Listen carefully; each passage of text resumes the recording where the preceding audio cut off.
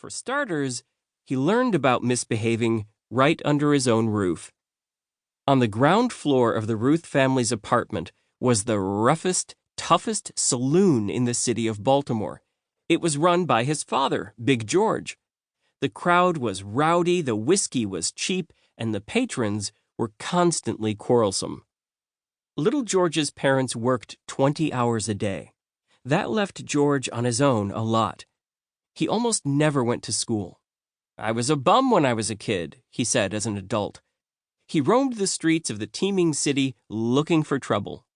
More often than not, he found it. Little George stole fruit from the stands that lined the sidewalks. He threw eggs and rotten apples at the carriage drivers as they passed. His parents grew more and more frustrated with his rabble-rousing ways. No one is sure exactly when or why little George's parents decided they could no longer care for their son. It's possible that they had to send him away because of a terrible brawl in the saloon. Gunshots were fired. The police were called. A neighbor told the officers, "A little kid is living in there. That's no place for a child." Or perhaps George's mom just got fed up with her son playing hooky and causing trouble.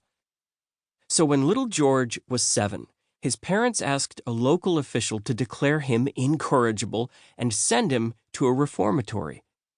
On Friday the 13th of June in 1902, Big George dropped off his son at his new home, St. Mary's Industrial School for Orphans, Delinquent, Incorrigible, and Wayward Boys.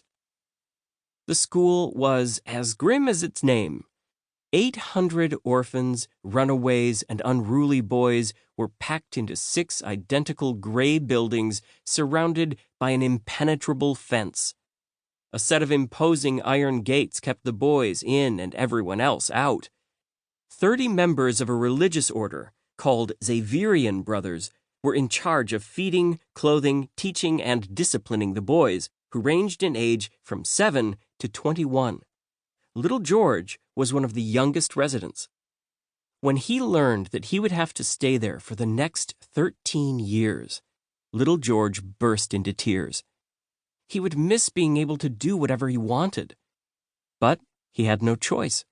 In those days, reform school was considered the only way to make a bad boy good again.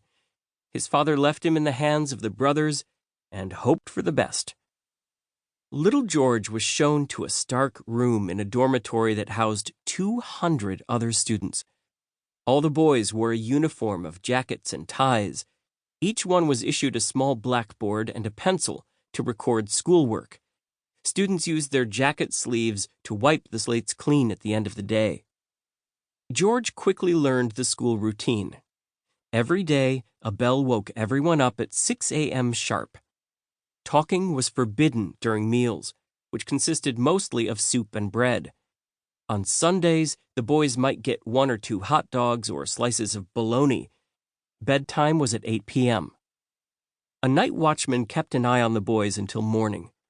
Sometimes, if the watchman was sick and unable to work, one of the boys was asked to fill in. In return, the boy was given an extra-large breakfast the next morning. Each boy was also given a job. George's job was to stitch collars onto shirts. He worked 5.5 days a week and had Sundays off. Most students spent their free day playing baseball in the schoolyard. Despite his nickname, Little George was already a big, strapping kid, and he enjoyed the recreation part of the reform school routine most of all. Although he wasn't happy with all the rules and restrictions, Little George got along well with his classmates at St. Mary's. Sometimes he used the money he earned to buy candy for the boys who couldn't afford it. He even tried to help some of the smaller kids. One day, a boy named Lodes Clark confessed that he had accidentally broken a window in a school building. So George offered to take the blame. Little George earned the respect of his reform school classmates, but still he was often lonely and sad. Visiting day was the worst. On one such occasion, when his friend Lou Fats Leisman found him sitting all alone, George told him unhappily, "I guess I am too big and ugly for anyone to come to see me." Eventually,